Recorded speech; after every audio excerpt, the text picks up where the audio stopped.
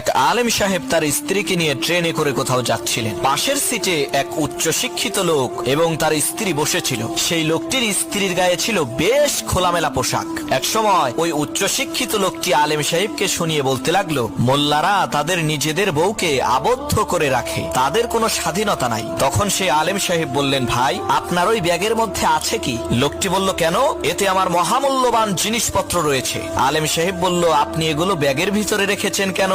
লোকটি বলল, চোর এবং খারাপ লোকদের হাত থেকে বাঁচতে লুকিয়ে রেখেছি। তখন আলেম সাহেব বললেন, আমি আমার বউকে এভাবেই যত্নে লুকিয়ে রেখেছি যাতে তার দিকে কোনো খারাপ মানুষের নজর না পড়ে, কারণ আমার কাছে আমার স্ত্রী টাকা পয়সার চাইতেও বেশি মূল্যবান, আর আপনার কাছে আপনার স্ত্রী ধন সম্পদের চাইতে মূল্যবান নয়। তাই তো আপনি আপনার টাকা পয়সা যত্নে লুকিয়ে রেখেছেন আর স্ত্রীকে রেখেছেন খোলামেলা। এই কথা শুনে লজ্জায় লোকটির মাথা নিচু। এমন সুন্দর সব ভিডিও নিয়মিত দেখতে চাইলে আমাদের পেজটিতে লাইক ও ফলো করে সাথেই থাকুন।